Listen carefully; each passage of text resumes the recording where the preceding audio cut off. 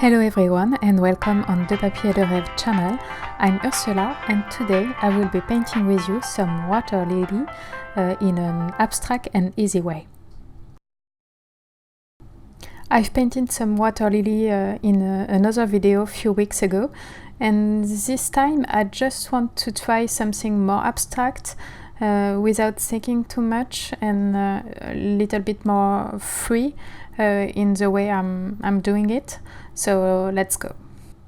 And if you are a beginner in watercolor, I think this technique is very easy to do, and you will have a lot of fun by doing it. So today I'm using a hot press paper, so it doesn't have any texture to it, it's very smooth. But even if I'm using a smooth paper, I'm using also granulating colors. And I think that the granulating color on smooth paper are also interesting. It's not just for rough paper. So my granulating color today are ultramarine blue and lunar blue. When I paint my first layer, I'm not thinking about my goal. I just try to have a clear head and just playing with colors and water and adding a lot of texture to it. Lot of colors and just playing, really just playing. As I'm using a lot of water on this first layer, I try to make it dribble in at an angle so that there is already movement in my painting, and I think it's more interesting and it will give some strength to it. And before that this layer has a chance to dry, I'm placing over it, when it's still wet, plastic wrap, and I try to make the fold following the dribble of water so that it has unity with my first layer. The plastic wrap will slow down a lot the drying time, so you will have to wait a little bit more before starting another layer, and also you have to keep the plastic wrap until everything is totally dry. It will look better that way.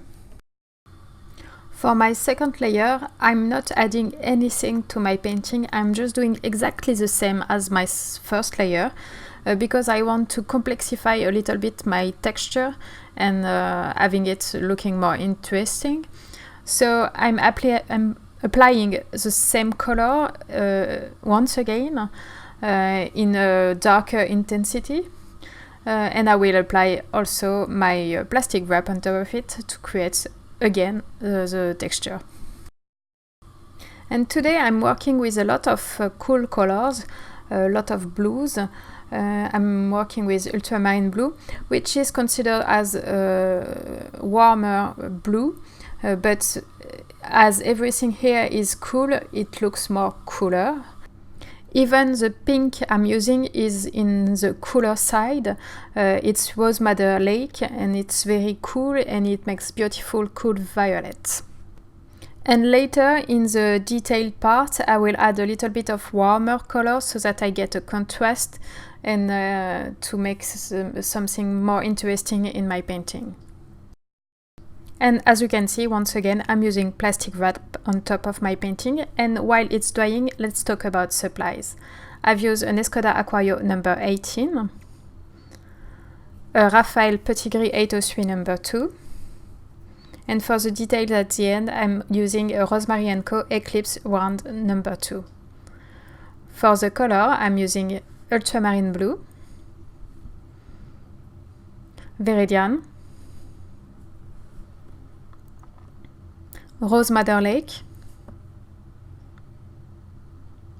Lunar blue, nickel as a yellow, and I will add a little bit of shimmer paint with perleascent shimmer from Daniel Smith. And my paper is Canson héritage in hot pressed. And now my two layers of texture are dry and you can see the real effect of it, and it's quite powerful and very interesting. So now I will add a little bit of details on this textured layer, and I'm starting by adding some leaves of water lily, and I try to paint them in cluster so they look more natural, because in real life you can see them on a pond in cluster. And I vary the size of the shape quite a lot, so that there is big leaves and small leaves. And I change my colors for something more warm, and I add a little bit of nickel azo yellow to ultramarine blue to get this warmer green. And I make a path with this color, with water lily leaves. And I will add around them other water lily leaves, but in the same colors than my layer of background, which are ultramarine blue, rose madder lake, and lunar blue. And this placement and change of color will add depth to my painting, and also the illusion of maybe a sunlight hitting some leaves and not every leaves. So it's a little bit more interesting, and it makes a path of warm color so that your eye will follow this path, and the composition will work a little bit better that way.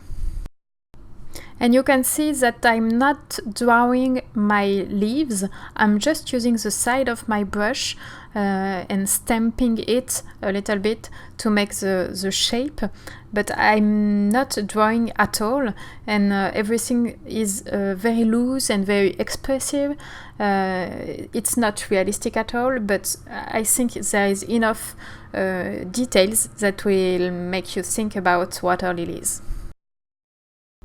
And that's why I think this painting is very easy to make for beginners, because first the background is really to make. You don't have to know how to draw for that. It's just placing the plastic wrap in order to make some texture and layering it so that there is more depth in it. And for the water lilies, there is no drawing at all, because I'm using the side of my brush to paint them. So it's just stamping, creating texture, using colors, and having fun. It's really a painting about having fun, and you don't need to overthink it, because everything is really super easy to redo. For the last detail, I'm adding a little bit of white gouache in order to paint the flowers of the water lily. And again, there is no drawing involved. I'm just stamping the point of my brush on top of my paper and creating sort of a shape of flowers without thinking about it too much.